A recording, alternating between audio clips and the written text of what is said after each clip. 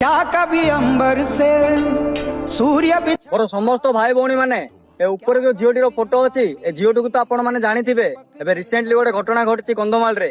ଆଉ ଝିଅଟି ନା କଲେଜ ଯାଉଥିଲା, କଲେଜ ଯିବା ରାସ୍ତାରେ 4 ଜଣ ପୁରୁଷ ମିଶି ତାକୁ ବଳାତ୍କାର କରି କାଳେ ତାର ପ୍ରମାଣ ପାଇଯିବେ ତା ଶବକୁ ପେଟ୍ରୋଲ ପକେଇ ବି ଜାଳିଦେଲେ। ତମେ ନିଜେ କୁହ ଭଉଣୀ ମାନେ, ଯେତିକି ଜଣ ବି ଦେଖୁଛ ନା ଭିଡିଓ, ବହୁତ ଦୁଃଖ ଲାଗୁଥିବ ତମ ମାନଙ୍କୁ। କାହିଁକି ନା ଦେଖ, ଗୋଟେ ପୁଅ ଭୁଲ କରୁଛି, ସବୁ ପୁଅ ଏଠି ଖରାପ ହେଇଯାଉଛନ୍ତି। ଭାଇ ଯୋଉମାନେ ବି ଏମିତି ଭୁଲ କରୁଛ ନା, ଝିଅ ମାନଙ୍କୁ ଦେଖିଲେ ନରରାକ୍ଷସ ପାଲଟି ଯାଉଛ, ତମ ମାନଙ୍କ ପାଇଁ କହୁଛି। ତମ ଘରେ କଣ ମା ଭଉଣୀ ନାହିଁ? ଆଉ ଭାଇ ଯେତିକି ଜଣ ବି ଏ ଭିଡିଓଟା ଦେଖୁଛ ନା, ସମସ୍ତଙ୍କୁ ସେୟାର କରିଦିଅ। ଆଉ ମୁଁ ଏତିକି ଅନୁରୋଧ କରି କହୁଛି, ଆମର ଏମିତି ଗୋଟେ ଭାରତରେ କଡା ଆଇନ କରାଯାଉ ଯେମିତି ଝିଅ ମାନେ ନିର୍ଭୟର ସହିତ ବାଟରେ ମୁଣ୍ଡ ଟେକି ଚାଲିପାରିବେ। ଆଉ ଏ ଭିଡିଓଟି ଯଦି ବି ଭଲ ଲାଗୁଥାଏ ନା, କମେଣ୍ଟ ମାଧ୍ୟମରେ ଜଲ୍ଦି ଜଲ୍ଦି କମେଣ୍ଟ କର ଏ ଦୋଷୀ ମାନଙ୍କୁ କଣ ଦଣ୍ଡ ଦିଆଯିବ। ନାରୀ ମାନଙ୍କୁ ସବୁବେଳେ ରେସ୍ପେକ୍ଟ ଦିଅ, ଦେଶ ଆଗକୁ ହିଁ ବଢିବ।